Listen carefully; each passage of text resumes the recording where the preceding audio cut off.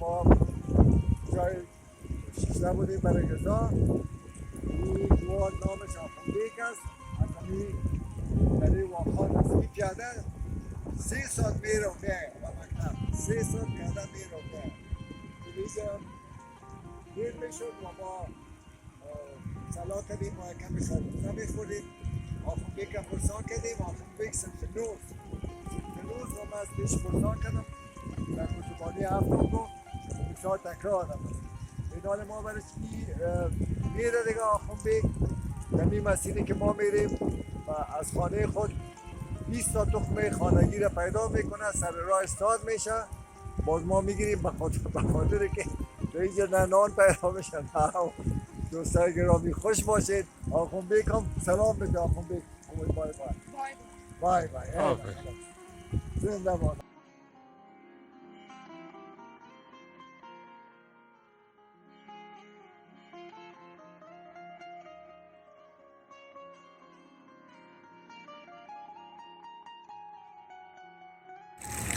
سلام علیکم دوستای گرامی. اسمی که ما مسلسل هر روز خود یک ویدیو درست میکنیم و به خاطر دوستا و امشب شب سیوم مسافرت ماست با شمال افغانستان. در حقیقت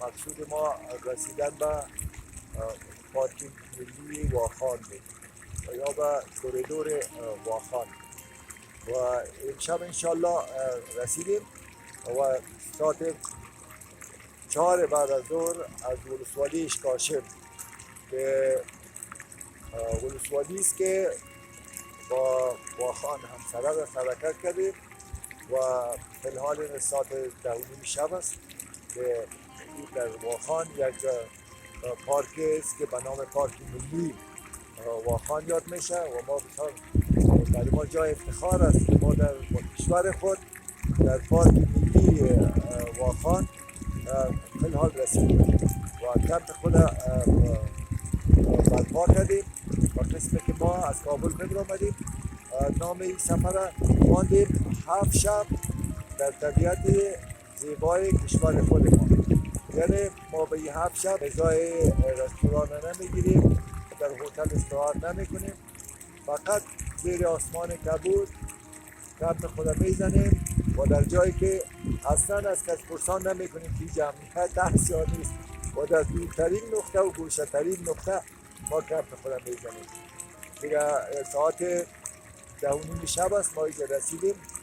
این پارک ملی واخان است و انشالله حال شب است. ما نمیفهمیم دور بره بگردیم چی داره ولی میبینیم که از دو سه طرف ما جوچگک های آب روان است و بسیار یک صدای خوشبوار داره خوشنواز است. دیگه هوا بسیار سرد است. ما پیشبینی کرده بودیم ما لباس های زمستانی یا لباس های گرم با خود آورده بودیم و لباس های گرم خود پوشیدیم و اینال چای گرم است و دکتر سیدی جان چای و نقل و چاکلیت مینو تهیه کردن. دیگه جای شما خالی دوستا. باز هم وصف العیش میگن عربا که نصف العیش. ما کوشش میکنیم جاهای را به شما نشان بدیم که اما تکلیف سفر هم بر شما نباشه و این جاها را شما ببینید به خاطر دوستا وطن ماست. خوش میشین، یقین دارم جاهایی را میبینید که بسیار زیباست. و ما که آمدیم واقعا امیال اون طرف دریای آمو روشنی و برقای تاجیکستان بسیار به سادگی ما میدیدیم.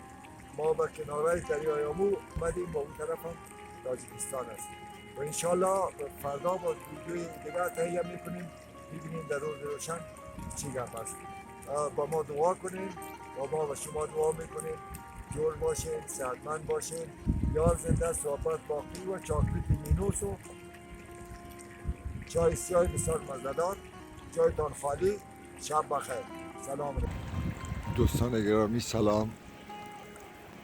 امیدوارم که هر جایی که هستین با جامعه صحت و سلامت ملبس باشه. امروز تاریخ 4 جولای سال 2023 است و همین لحظه ما در پارک ملی واخان قرار داریم. ساعت 5 صبح است و آفتاب تازه طلوع کرده. اینجا ما ساعت حدوداً 10:30 شب رسیدیم و تاریک بود و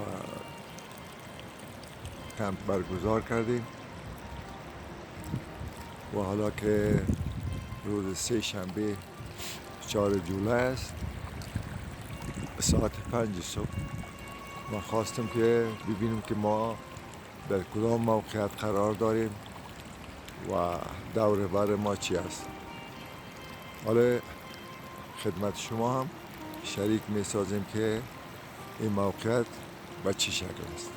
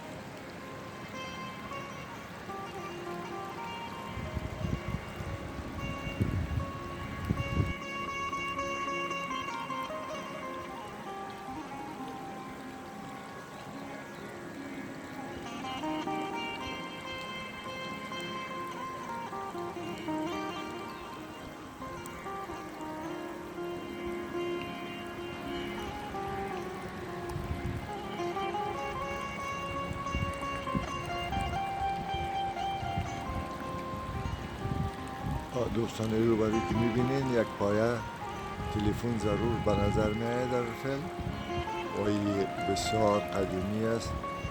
قبل از ایجاد تلفن موبایل پایه تلفن بود. تو این نقطه سرحدی است و با تاجیکستان همه فعل حال ما با کشور تاجیکستان شاید از 1 کیلومتر فاصله داشته باشیم و این تلفن ها هم از همون زمان است. معلوم نیست که حالا از اینا کار گرفته میشه یا نه، ولی سیم ها و پایه های ازی برقرار است.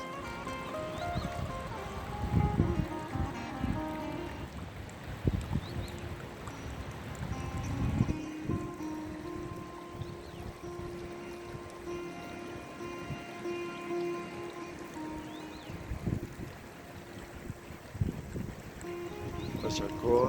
انشاءالله ویدیوهای جالب دیگر را با شما شریک خواهیم ساخت. سلام و احترامات